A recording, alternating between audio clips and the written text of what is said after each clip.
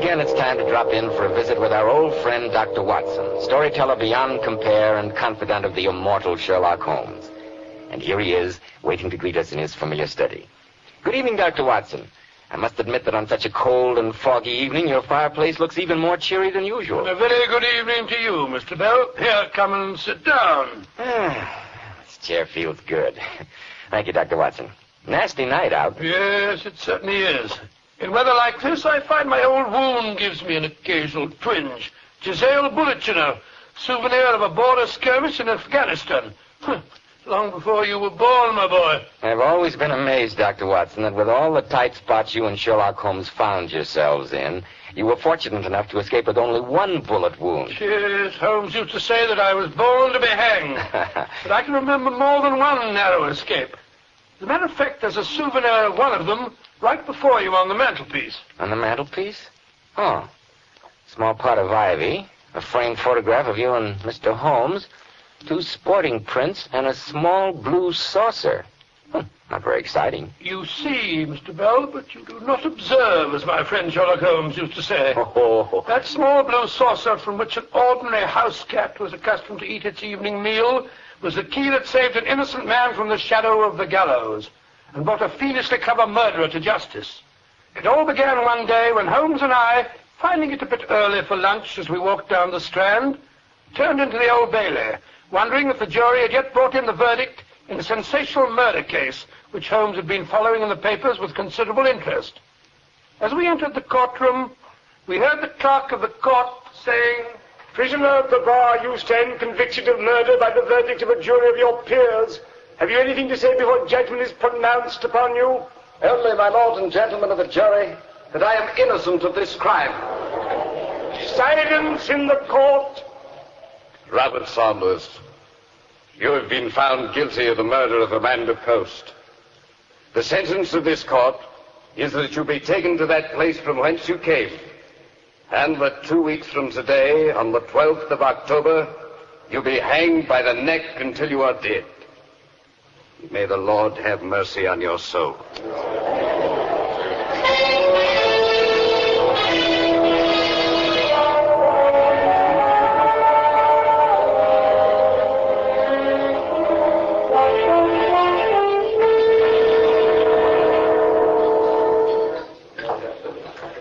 I must say that fellow Saunders had it coming to him, Holmes.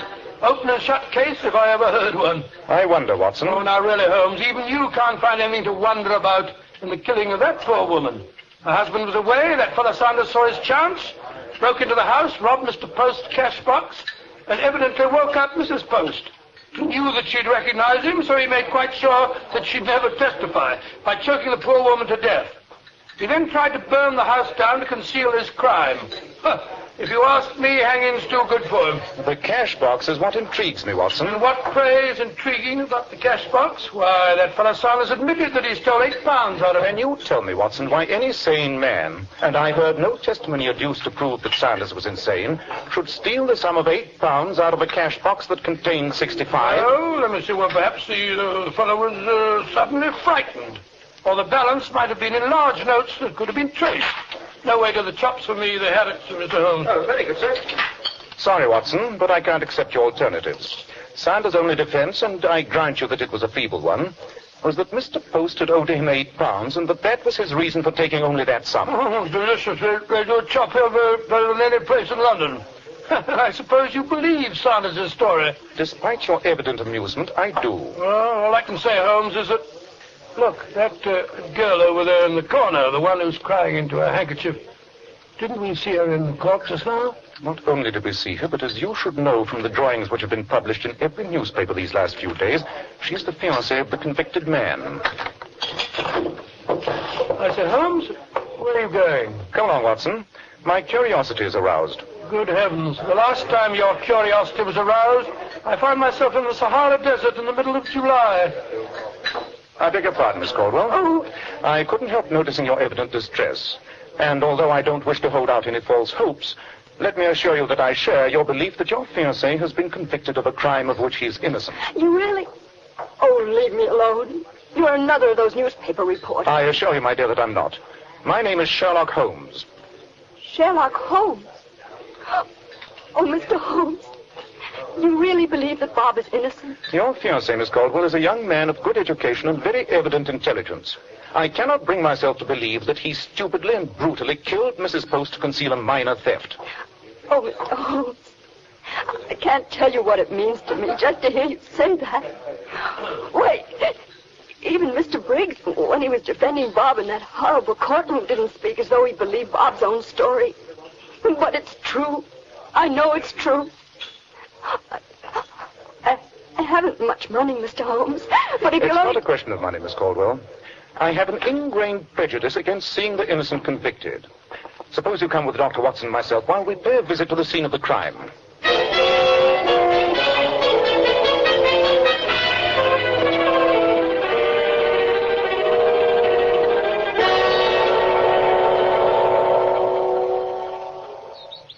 As the next-door neighbor of the house where the tragedy occurred, Mrs. Roberts, won't you tell us in your own words just what happened? Well, Mr. Holmes, although it was some time ago, it still catches me all of a sudden when I think of it. There takes me aback, it does. Sometimes I come all over dizzy like... Too much gin, if you ask me. Quiet, Watson. I can well believe it, Mrs. Roberts. But please, Mrs. Roberts, won't you tell Mr. Holmes what you remember? Well, that morning Mr. Post was going away on business to Brighton.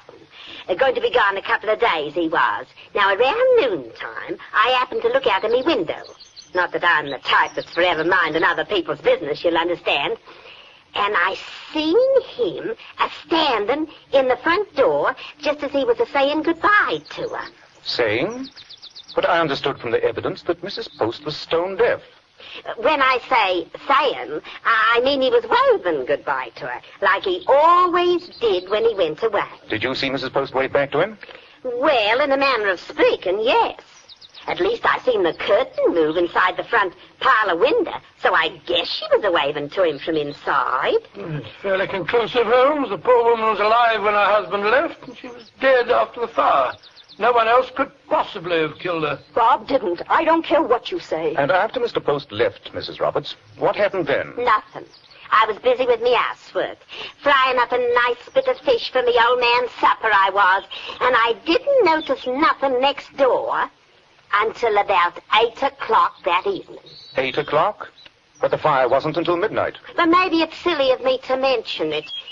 It wasn't anything important. When a murder has been committed, Mrs. Roberts, no fact is unimportant. Well, I never did. It was only at about 8 o'clock her cat Minnie came scratching and yowling around me back door. Hungry she was. Most enlightening. No, really, Holmes... Was that the cat's usual habit, Mrs. Roberts? No. Amanda Post was loony about that cat. Gave it its supper every night at 6 regular. Liver she used to feed it at 6p a pound.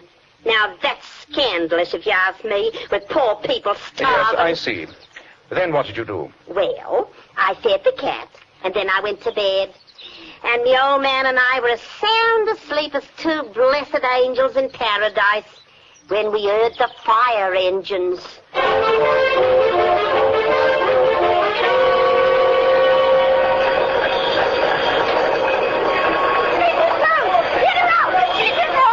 No, Harrigan. The place is going out like a tinderbox. If there's anyone in there, there's nothing we can do for them now.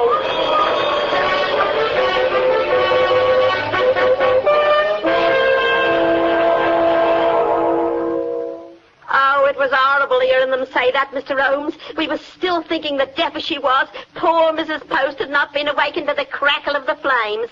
And it wasn't until the next day, when the men from Scotland Yard were looking around the wreckage, that they told us that she'd been strangled in her bed before the fire ever started.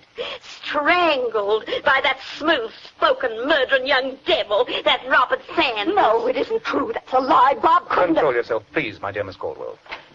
Thank you, Mrs. Roberts. I greatly appreciate the assistance you've given us.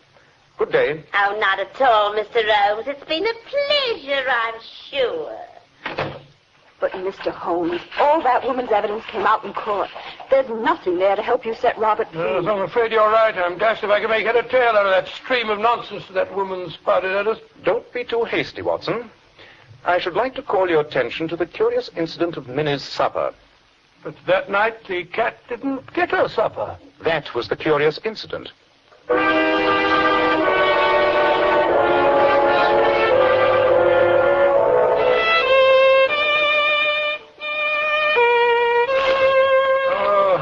will you put down that violin for a moment and pay attention?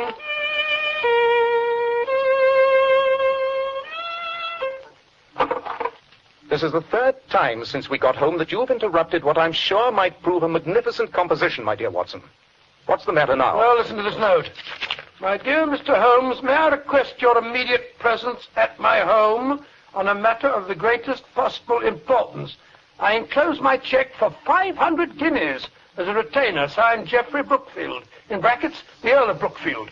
500 guinea retainer. You calmly sit here on Baker Street, playing the violin. If you like, you may write to Lord Brookfield and tell him that the paintings over which he's so worried have been sold by his son to provide jewels for the dancer with whom the young man is enamored. And send his cheque back to him with my compliments.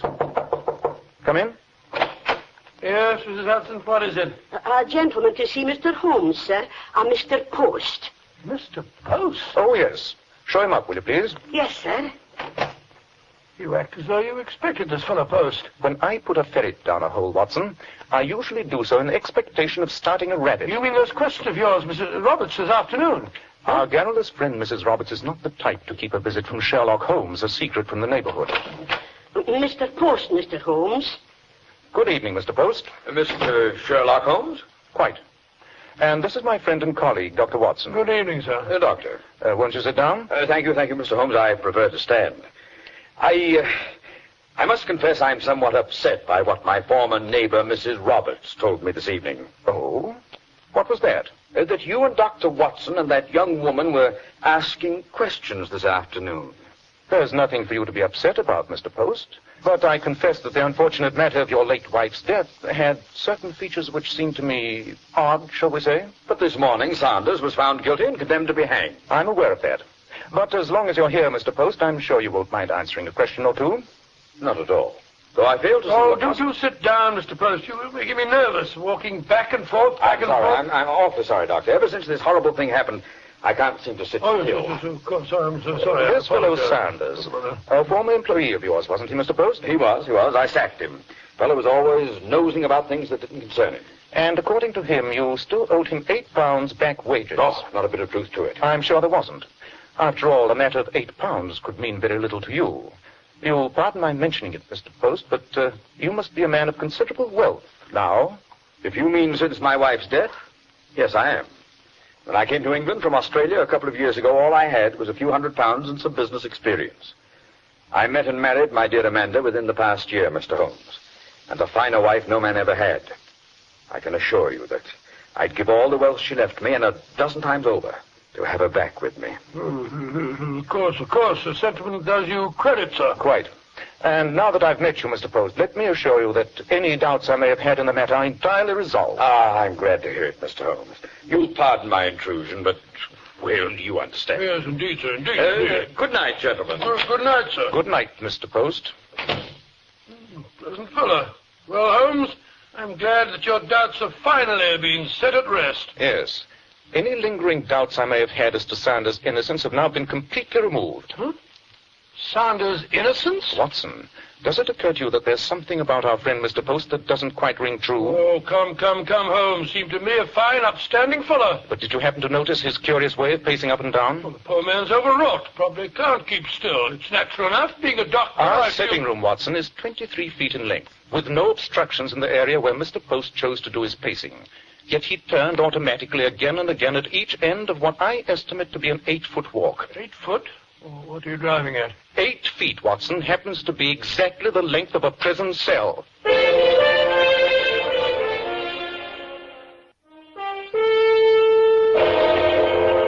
now, Dr. Watson, what did Sherlock Holmes do after he called your attention to the odd behavior of Mr. Well, Post? it was too late that night for us to do anything. Although Holmes did send off a cable to Australia asking for all available information on the mysterious Mr. Post. But bright and early the next morning, Holmes and I set off in a hansom cab, almost before I'd finished my breakfast. Our destination being the fire brigade station nearest the late Mrs. Post's house. You're convinced the fire was incendiary, Captain? Oh, no question in my mind at all, Mr. Holmes. Blazing like a Guy Fawkes piece it was by the time we got there. After we finally had her wetted down, there was a smell of paraffin oil strong enough to choke you all over the place. So you very rightly sent for the police? Oh, I did that, sir, just as soon as I found that poor woman lying dead in her bed, or was left of it. Though I thought she died of suffocation. Well, the medical evidence that she'd been strangled before the fire started was clear enough. I know Dr. Richardson, a sound man, very sound. And it was you who found the cash box, Captain? Yes, Mr. Holmes. Being of stout metal, it hadn't come to no harm. Very hot fire like that sometimes is a freakish way of burning some things to a crisp and leaving others almost undamaged. It's a thing we often see in our business. I wish I could have inspected the house the morning after the fire. Watson, this shows you the disadvantage of attempting to follow a cold trail. Well, I'm sure I don't know what you expect to find. I don't know myself, but there must be something. Perhaps it won't do you any good, Mr. Holmes, because it's a regular rag-bag collection of odds and ends. But most of the things from Mrs. Post's bedroom are right back there on that table in the corner. Those that weren't too badly burned. They would have been thrown out this morning. The police made us keep them until after the trial. Capital. Capital. Well, you're welcome to take a look at them, sir. Phew, smells more like a salvage sale. Curious-looking collection. And what is that horrible-looking object? Some kind of a stuffed fish that was mounted on a plaque. It says, souvenir of Brighton. And over there is the poor woman's horsehair pillow. That's hot stuff to burn. What's this? A Bible with its covers burned off. And an alarm clock that had been on the bureau. It was still running when we picked it up, as a matter of fact. Set for noon, I see. And this strange-looking thing turned out to be the late Mrs. Post's corset. All that was left of it. Rather gruesome, I must say. Makes me think of the relics we'll all have to leave behind when we shuffle off this mortal coil, eh? Don't be morbid, Watson. Oh, sorry. And here's some silver that was on the dresser. And these pieces of the pitcher and basin and the soap dish. I'm afraid that's the whole collection. Well, not much to be learnt from that, eh, Holmes? As I've told you on previous occasions, Watson, you see, but you do not observe. And what, may I ask, is to be observed from this insanitary and odorous collection? Only enough, I trust, to remove Robert Sanders from the shadow of the gallows and to substitute the estimable Mr. Post in his place. Good gracious me.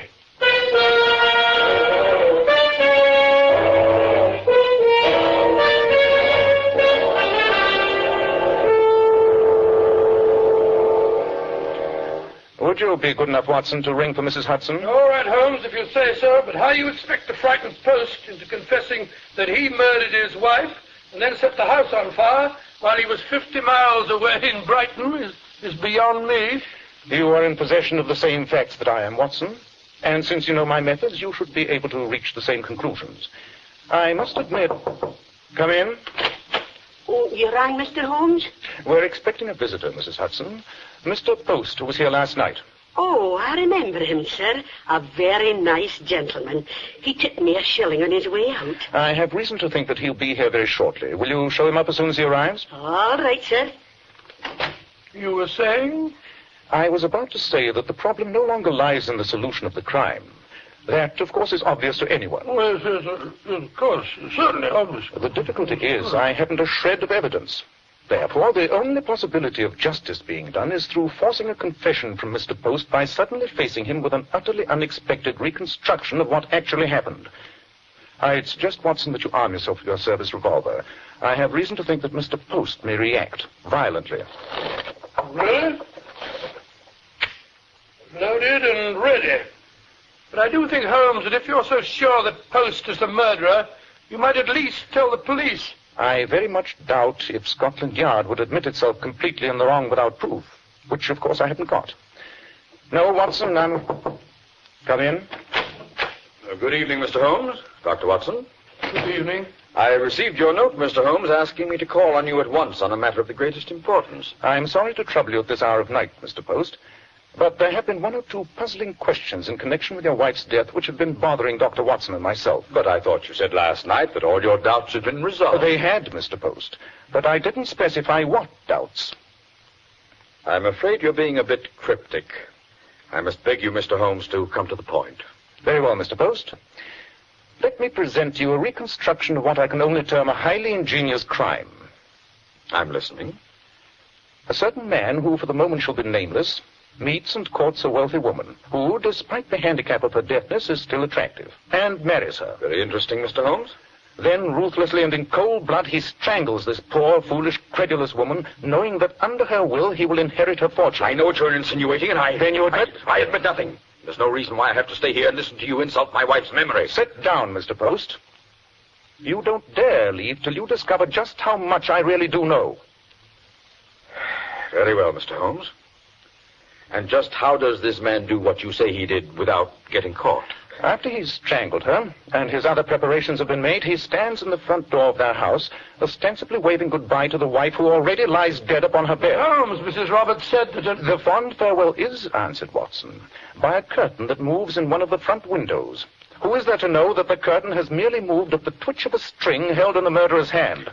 At least, Mr. Holmes, I must congratulate you on your ingenuity. But there were a couple of things the husband overlooked. First, Minnie, his wife's pet cat. Minnie comes to the back door at the usual hour. Her plaintive scratchings produce no result. And why? Because the wife who usually feeds Minnie already lies dead. That's what you meant, Holmes. Precisely, Watson.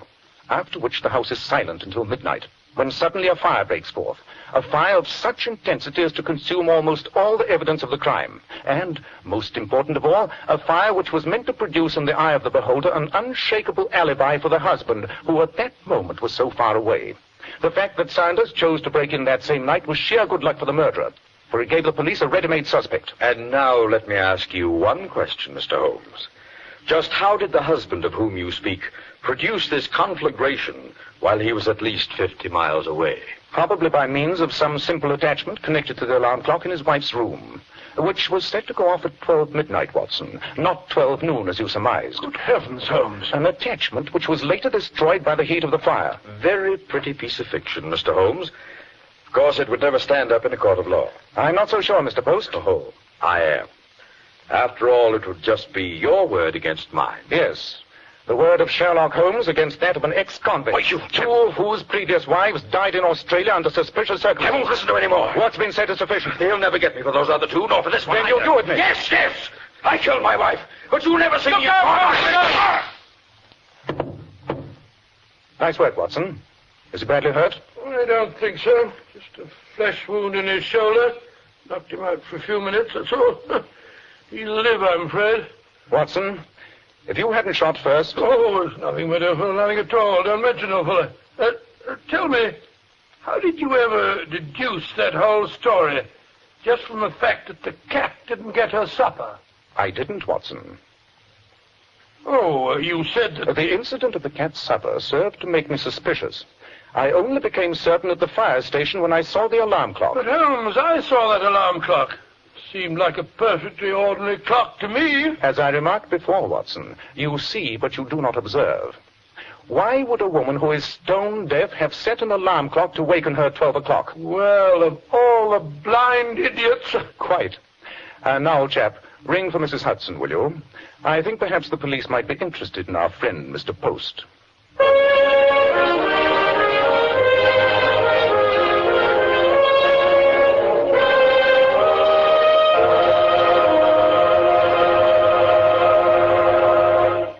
Was Mr. Post convicted, Dr. Watson? He was, Mr. Bell, when he was confronted with the evidence in court, plus the cablegram that Holmes had received from Australia, telling about Post's rather murky past.